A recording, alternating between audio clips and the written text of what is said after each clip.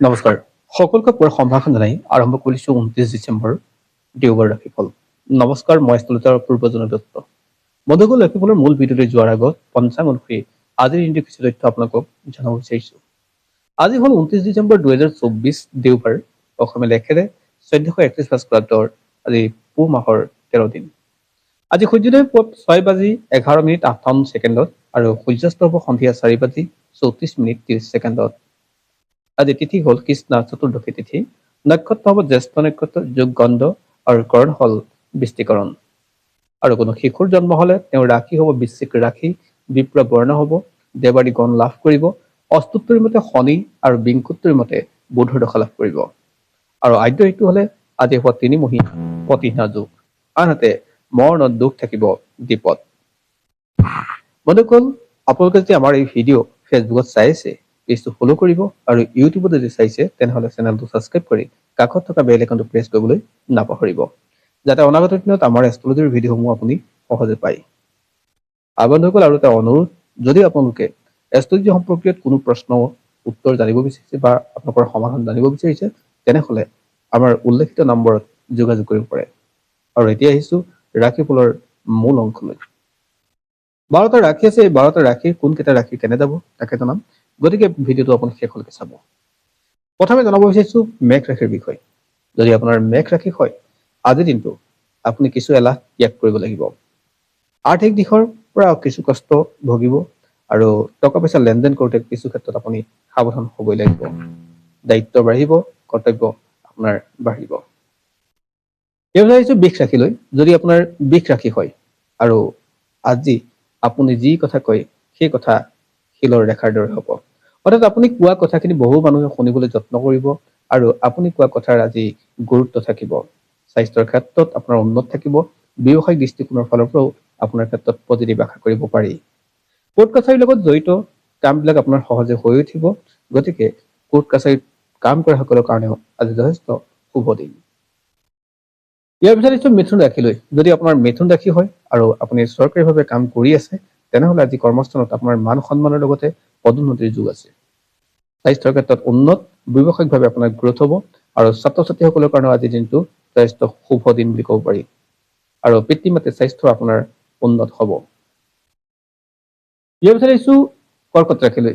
যদি আপোনাৰ কৰ্কট ৰাশি হয়, তেনেহলে স্বাস্থ্য বৰ এটা পজিটিভ নাথাকে আৰু তাৰ আৰ্থিক দিশটো আপোনাৰ পজিটিভ নাথাকে।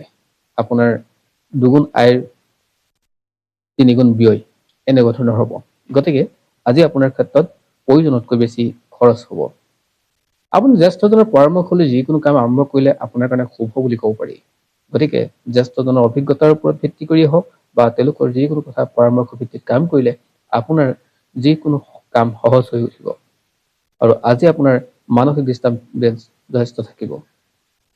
ইয়াৰ পিছত সিংহ ৰাশিলৈ। যদি আপোনাৰ সিংহ ৰাশি হয়, আপোনাৰ বন্ধুবৰ্গ হওক, আপোনাৰ পৰিয়ালবৰ্গ হওক বা আপোনাৰ ওচৰ চুবুৰীয়াৰ পৰা আপুনি সহায় পাব। আজি আপোনাৰ এই ক্ষেত্ৰত পজিটিভ আছে। আৰ্থিক দিশটো আপোনাৰ কাৰণে ভাল হ'ব।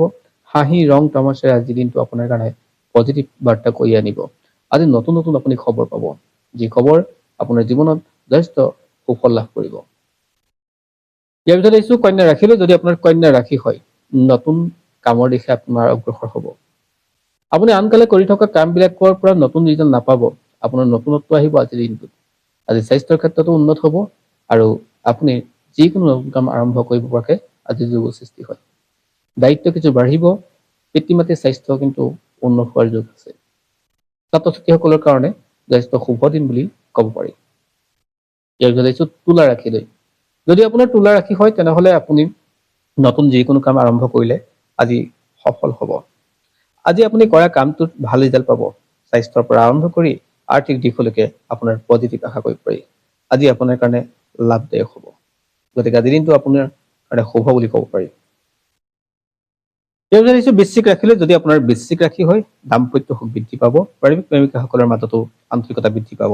তেওঁলোকৰ মাজত থকা মতবিৰোধ আজি দূৰ হ'ব আৰু ঘৰুৱাভাৱেও আপোনাৰ সকলো দিশতে সকলোৰে লগত মৰম চেনেহ মিলা প্ৰীতি আপোনাৰ কাৰণে আজি যথেষ্ট শুভ দেখা পোৱা গৈছে। গতিকে আজিৰ দিনটো আপোনাৰ কাৰণে ভাল দিন। ছাত্ৰ ছাত্ৰীসকলৰ কাৰণে ভাল।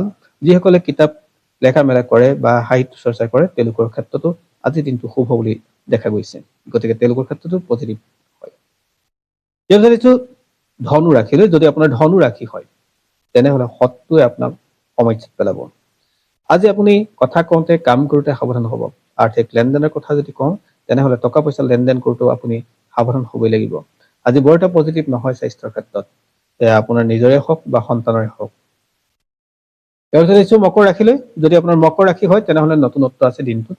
আজি আপোনাৰ নতুন খবৰ আহিব, ভাল খবৰ আহিব, কৰ্মস্থানত আপোনাৰ উন্নত দেখা গৈছে, ব্যৱসায়িকভাৱে আপোনাৰ গ্ৰোথ দেখা গৈছে, গতিকে আৰ্থিক দিশটো আপোনাৰ কাৰণে ভাল হ'ব বুলি ক'ব পাৰি। স্বাস্থ্যৰ পৰা আৰম্ভ কৰি সকলো ক্ষেত্ৰতে আজি নতুন বাৰ্তা পাব। ইয়াৰ পিছত আহিছো কুম্ভ ৰাশিলৈ। যদি আপোনাৰ কুম্ভ ৰাশি হয় তেনেহলে কিছু অপেক্ষা কৰাৰ দৰকাৰ। আজি কৰি থকা কামটো আপোনাৰ বৰ এটা পজিটিভ ৰিজাল্ট নাপায়, গতিকে কিছু অপেক্ষা অৰ্থাৎ ধৈৰ্য ধৰিব লাগিব। ব্যৱসায়িক গ্ৰোথৰ ফালৰ পৰাও আপোনাৰ ঠিক তেনেই অৱস্থা হ'ব। নতুনকৈ ব্যৱসায় যদি আৰম্ভ কৰিম বুলি ভাবিছে আজিৰ দিনটো বৰ এটা পজিটিভ আপোনাৰ ক্ষেত্ৰত নহয়।